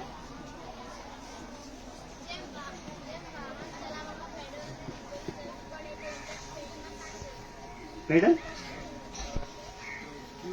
फ्यूल यहाँ पे पेट्रोल डीजल वगैरह चाहिए, तो स्पेस में कौन सा फ्यूल, स्पेस में देखो, अब हमारे क्या है, स्पेस में बहुत ज्यादा फ्यूल चाहिए होता है, ठीक है, इसलिए हमको ऐसा फ्यूल चाहिए जो बहुत ज्यादा देर चल सके और जिसमें बहुत ज्यादा ताकत हो, तो हम ऐसा फ्यूल हम लगाने की कोशिश करते हैं। तो जैसा पृथ्वी पर भी अलग अलग प्रकार के हैं कि ठोस ईंधन होता है, जैसे कि कोयला जैसा, लकड़ी जैसा, या पेट्रोल डीजल जो लिक्विड फॉर्म में होता है, या जो हम गैस यूज करते हैं, तो वहां पे भी ऐसी है, थोड़ा सा इससे ज्यादा। जैसा अगर हम कोयला जलाते हैं तो क्या होता है, बहुत सारी राख निकलती है ना, तो राख काम का नहीं है, वो जलने वाली चीज जो होती है, कोयला पकड़ो, पेट्रोल पकड़ो या गैस पकड़ो, तो आखिरी में उसमें जो जलता है वो हाइड्रोजन होता है, लेकिन ये सब हाइड्रोजन और बाकी सबसे मिक्स करके बना।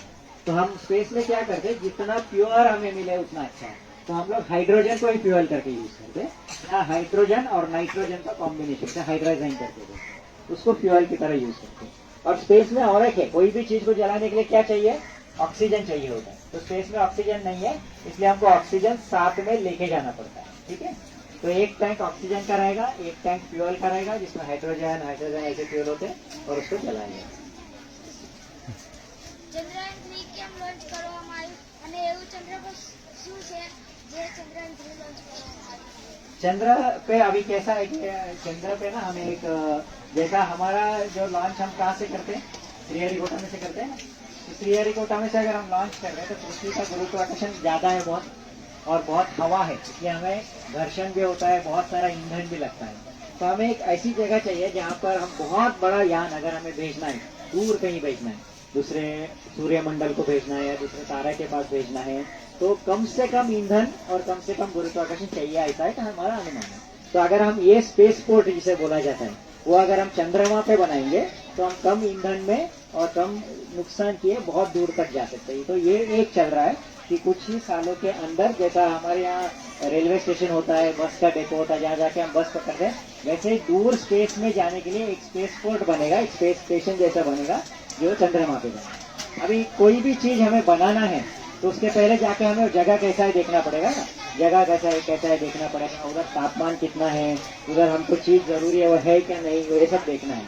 तो सीधी तरह से हम आदमी को नहीं भेज सकते, क्योंकि आदमी को भेजा और तापमान बहुत ज्यादा निकला तो क्या होगा, आदमी मर जाएगा। इसलिए हम पहले चंद्रयान 3 जैसा भेजेंगे जिसमें रोबोट होते हैं, और वो रोबोट जाकर वो पूरी जगह का अच्छी तरह से निरीक्षण कर लेता है और हमको बता देता है कि उधर कौन सा गैस है, उधर तापमान कैसे रहता है, दिन का तापमान क्या है, रात का तापमान क्या है, सुबह से शाम तक तापमान कैसे बदलता है उधर, ये सब चीजें चंद्रयान 3 से हमें मिला। चंद्रयान 3 ने क्या किया, 14 दिन तक जब तक वो चल रहा था उसने पूरा 14 दिन तक पूरा निरीक्षण कर लिया, इसलिए हमको पता है कि अभी सुबह से लेकर शाम तक चंद्र पे तापमान किस तरह से बदलता है, फिर क्या क्या धातु है वो जमीन पर है वो हमें पता चले। जैसे चंद्रयान में सल्फर, पहले हम सिर्फ अनुमान था, इस बार उसको सल्फर वहां पे मिला, उसके अंदर एक लैब ही था। रोवर अगर आप देखोगे प्रज्ञान रोवर, तो प्रज्ञान रोवर में ये क्षमता थी कि अगर उसको मिट्टी दिखती है तो मिट्टी टेस्ट ट्यूब जैसा ही होता है, हम अगर टेस्ट करते थे, हम ब्लड टेस्ट कैसे करते हैं, तो कांच में लेके जाते हैं ना वो लोग हमारे से, और उसके अंदर करते हैं, तो वैसा पूरा लैब वो प्रज्ञान के अंदर था। तो टेस्ट ट्यूब के अंदर जैसा वो मिट्टी को ले लेगा और मिट्टी में से दूसरा इंस्ट्रूमेंट में से डाल के क्या है करके उसको पता चल जाएगा। तो सल्फर है, टाइटेनियम है, फिर थोड़ा सा लोहा है, ये सब चीजें हमें पता चलता है।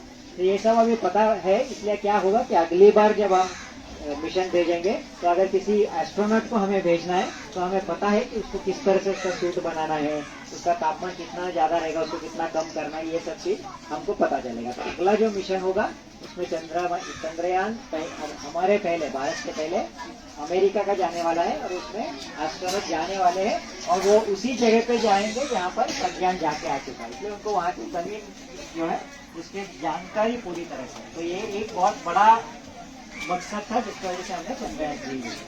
दूसरा क्या है कि हमें गगनयान बनाना है ना, तो हमारे जो भारतीय जाने वाले हैं उनको वापस नीचे उतारना है, तो हमने चंद्रमा पे पहले उतार के देखा, क्योंकि चंद्रमा पे उतारना ज्यादा मुश्किल है।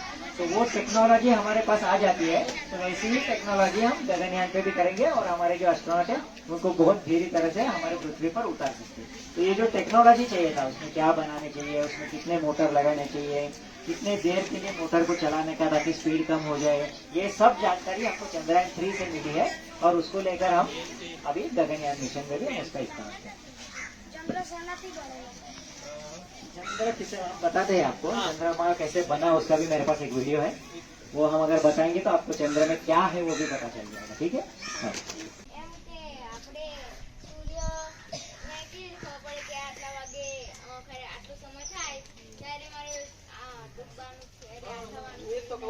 સૂર્ય પોતાની જગ્યાએ છે, સૂર્ય ક્યાંય જતો નથી, સૂર્ય એની પોતાની જગ્યાએ છે, આપણે એની આસપાસ હોય। તું તારો જન્મદિવસ ઉજવે છે ત્યારે તું શું કરે તને ખબર હોય છે?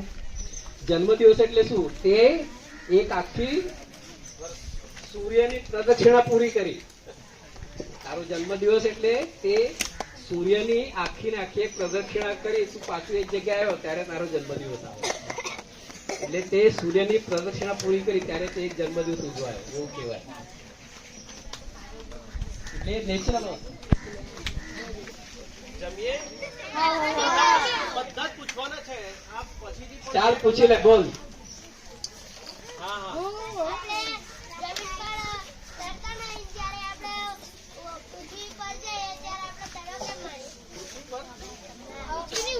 અવકાશમાં તરે છે કેમ એમ? એટલે અવકાશમાં શું થાય, એક તો આપણે બહુ ઝડપી ગતિથી ફરીએ છીએ, બરોબર ને? કોઈ બી વખત તમે પેલા કુવામાં મોટરસાયકલ ચલાવતો માણસ જોયો છે? શું યાર નથી જોયો? ગામડામાં રહેશે ને, નથી આવતા? એટલે એમાં શું થાય, તમે જયારે એક પર્ટિક્યુલર સ્પીડ થી ફરો ને ત્યારે શું થાય, તમારું ગ્રેવિટેશન ફોર્સ છે ને ઓછું થઈ જાય. તમે ગુરુત્વાકર્ષણ બળની જે તાકાત હોય એની ઘટાડી નાખો છો. ગુરુત્વાકર્ષણની તાકાત ઘટે એટલે તમે વજન વિહીનતા. તમારું વજન એટલે શું?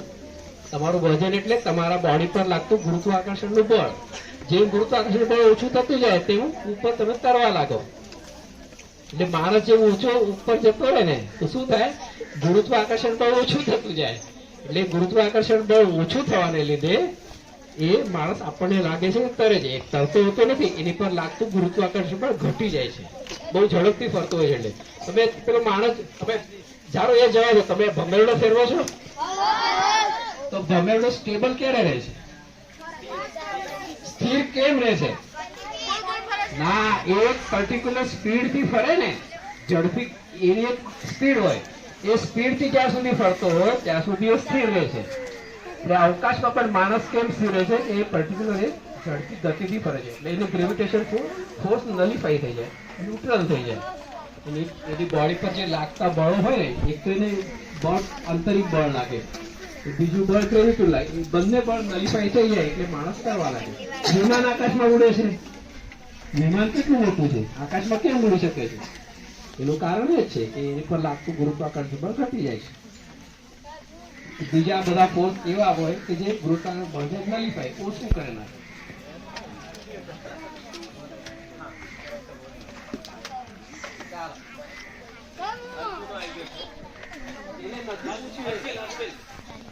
છેલ્લો સવાલ હર્ષિલનો, પછી ભોજન.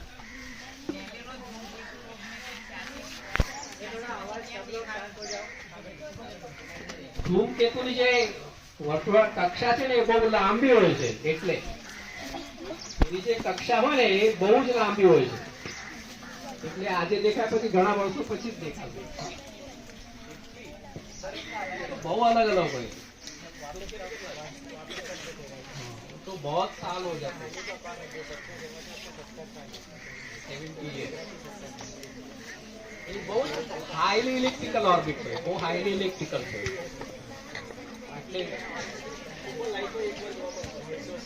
250 साल 300 साल કે આપણા ગ્રહો છે, નેપચ્યુન છે કે બધા છે એ ઘણા દૂર છે.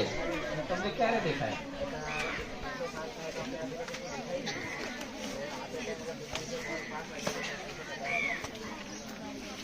અમારી જેમ અમારા આજે હું અહીંયા ઉભો છું, 10 વર્ષ પછી 15 વર્ષ તમારામાંથી જ કોઈ અહીંયા ઉભા રહેવા જોઈએ. કાં તો અમારા ઈસરોમાં રોકેટ બનાવવા માટે કે સેટેલાઇટ બનાવવા માટે કે આનું કંઈક ટેસ્ટિંગ કરવા માટે તમારામાંથી જ કોઈ આવવા જોઈએ. આવશો ને કોઈ હતો? ઈચ્છા ખરી કોઈની વૈજ્ઞાનિક બનવાની?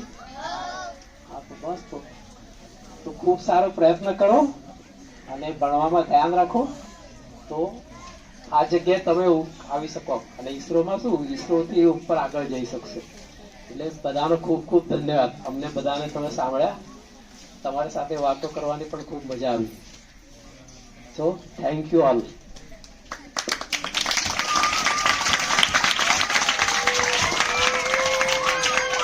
દિવસ આખાનું રિફ્લેક્શન કરી લઈએ. ડાબો હાથ ઉપર, જમણો હાથ માથા પર. સવારે શરૂ કર્યું ત્યારે સરે વાત શરૂ કરી હતી કે આ સ્પેસ વીક આપણે શું કામ ઉજવીએ છીએ, એ દિવસે ઉજવણીમાં કઈ કઈ વસ્તુઓ થાય છે, એમાંથી આપણે એક નાનકડા હિસ્સા તરીકે આવડા મોટા બ્રહ્માંડની અંદર આ એક પૃથ્વી નામના ગ્રહ પર એશિયા નામના ખંડમાં આ ભારત નામના દેશના ગુજરાત રાજ્યના પંચમહાલ જિલ્લાના ગોધરા તાલુકાના નવાનદીસર ગામની એક શાળાના એક ગ્રીન હોલમાં આપણે ભેગા થયા આવડી મોટી બ્રહ્માંડની વાતો કરવા માટે. તો એના વિશે થોડી વાત કર્યા પછી આપણને જે સૌથી ઇન્ટરેસ્ટિંગ કે જે રોજ જોતા હોઈએ એવું જોવાનું શીખવનાર એવી ઘટના બની કે તમે રોજે રોજ ચંદ્ર ક્યાં ઉગે છે એ માર્ક કરતા શીખો. અને કેટલા દિવસ પછી સેમ જગ્યા પર આવે છે. તો ચંદ્રનો આધારે આપણે મહિનો નક્કી કર્યો છે, સૂર્યના આધારે આપણે દિવસ અને રાત તેમજ એક વર્ષ નક્કી કર્યું છે. આમ આપણી આજુબાજુના, એટલે આપણી આજુબાજુ કહું એટલે પૃથ્વી નહીં, પૃથ્વીની બહારની એ જગતના આધારે આપણી પર કયા પ્રકારની અસરો છે એની વાત કરી. એના પછી આપણે ચંદ્રયાન, ચંદ્ર, મંગળ, ટિટાન ગ્રહ પર પણ જઈ આયા, શનિ નામના ગ્રહ પર પણ જઈ આયા, અને છેલ્લે આપણે જે ગઈકાલે ચિત્રો દોર્યા હતા એ ચિત્રોમાંથી અને આપણા બધામાંથી પ્રતિકાત્મક રૂપે તમને બધાને સર્ટિફિકેટ આપવાના છે. આમાંથી કેટલાકને સર્ટિફિકેટ આજે આપ્યા. આપણે આના પછીથી શું કરી શકીએ, તો એટલીસ્ટ એક કામ તો આપણામાંથી દરેક જણ કરી શકે કે જેટલી વાર રાત પડે એટલી વાર આકાશ સામે જોવાનું શરૂ કરી શકે. આટલું નાનકડું કામ કોઈ પણ કરી શકે. બીજું ઘણું બધું થઈ શકે, પણ આટલું નાનું કામ રોજ કરી શકીએ તો આપણે આપણી જાતને એવું કહીએ કે હવેથી હું જેટલી વાર ઘરની બહાર હોઈશ રાત્રે તો હું એકવાર આકાશ તરફ ચોક્કસ જોઈશ. આકાશમાં મને શું દેખાય છે? આપણા માટે 2 તારા સરખા જ દેખાતા હશે. હવે જોવાનું શરૂ કરશો તો એ 2 તારાનો ભેદ પણ જોઈ શકશો. તો આટલું જોવાનું આપણે શરૂ કરીએ. અને અમને તારાઓ જોવાની દ્રષ્ટિ આપવા બદલ ફરીથી થેન્ક યુ. ઓફિશિયલી કાર્યક્રમ અહીંયા પૂરો કરીએ છીએ. તમે વર્ગમાં જઈને આજે જેટલું જાણ્યું, જેવું જાણ્યું એવું એકવાર આજે જ નોંધી લેજો.